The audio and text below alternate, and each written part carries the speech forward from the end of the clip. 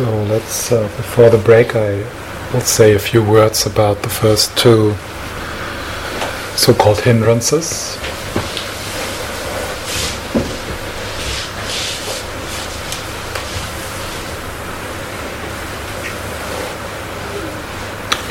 Which you have been experiencing right now, the last 20 minutes. And the first one is desire, and the second, aversion. And desire and aversion in general have a very bad reputation in the Buddhist teachings. So you might even hear yes? I'm not quite sure that I know what aversion is. Aversion is... Does anybody know the thing?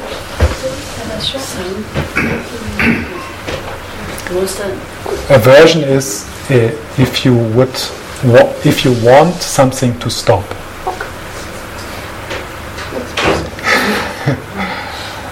So that's aversion.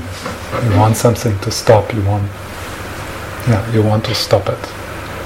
You don't want it.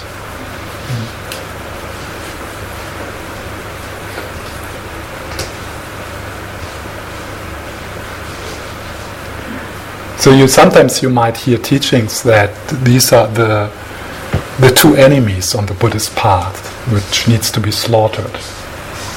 Yeah.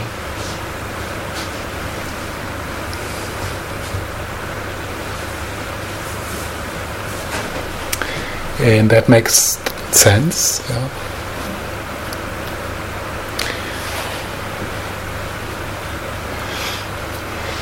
But there is also another approach to desire and aversion, and that is to see the energy as an aspect of ourselves which we can actually transform and use in a constructive way. It's life's force. How can we cut ourselves from that?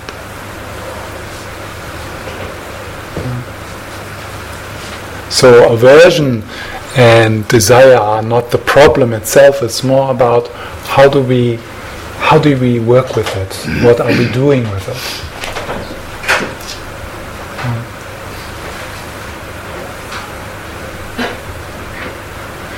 So, and here in the sitting, when we sit quietly, what we notice is that just being aware of it, just noticing it itself, is de-energizing aversion and attachment. For example, you feel some restlessness, yeah, and then you respond to that with, "I wish it would stop," and that's aversion. Or you notice that you have some fantasies about wonderful things you would like to do after, and you will never come back here. So that's desire. So it's both in that moment. Aversion and then desire of wanting something else. So desire is if we want either we want to continue what is right now, or we want to have something else. And that's usually the way we relate to what is happening in our life. Either we don't want it, and we wish it to stop, or we like it and we want to have more of it. We want that it continues, or we want something else than that what we have at the moment. And that's suffering. That's stress. That's dissatisfaction. And these two tendencies in our mind, they will never say, "Oh, this is just fine." Never. Either desire will say, "Oh, I wish this would last." And then we are again in the stress, in fear. Or our aversion finds the little tiny thing which is not perfect in the moment. So then again.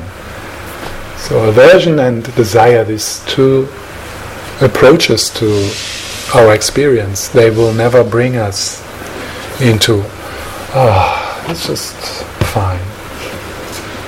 Just contentment.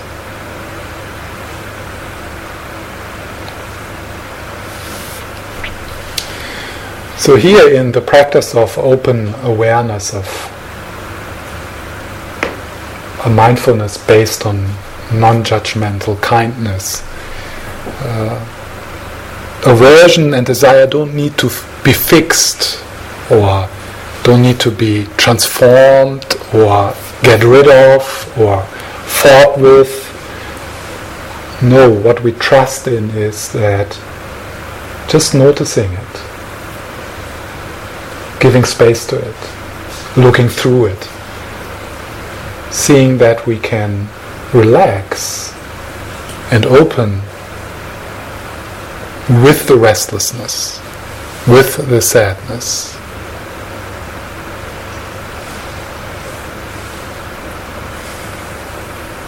Then actually, instead of being hindrances or things we need to get rid of, desire and aversion becomes invitation for letting go, for opening, for just being. So a moment of aversion and desire becomes what is the Thich Nhat Hanh, the Zen master, the Thich Nhat Hanh calls the mindfulness spell. The mindfulness spell is a practice of during the day, sometimes to strike a bell, and in that moment to hold, to breathe, to be, to respond with kindness and softness to whatever you're doing at that moment and wherever you are. So that's the practice of the mindfulness spell. So now by sitting here, a moment of aversion, of this pain in my right shoulder, or so countless things or a moment of I wish to do retreat in somewhere else. So that's one of the fantasies of people who meditate. They fantasize about a better meditation in the future.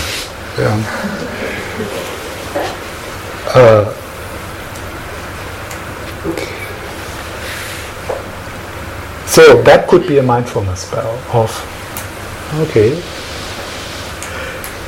saying yes, noticing, being with it, noticing how it changes moment by moment, noticing how when you look at it, it's already gone.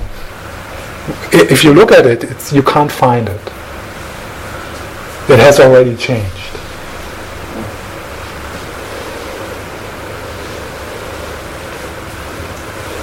There is no need to, whatever is now, in this moment, there is no need to let go of it, because it's already happened. It's already changed, because nothing in this moment is in any way stable. This is a dynamic, open system, changing moment. The only thing which is stable is change. So maybe we could, maybe without saying the Buddhist teachings on that these are the main troublemakers are wrong, because in a way they are, but maybe we can in our own practice start to develop a more differentiated relationship to desire and aversion. More leaning into what is in the Tibetan tradition is called the tantric approach. That actually it's these basic energies which actually are the fuel for liberation.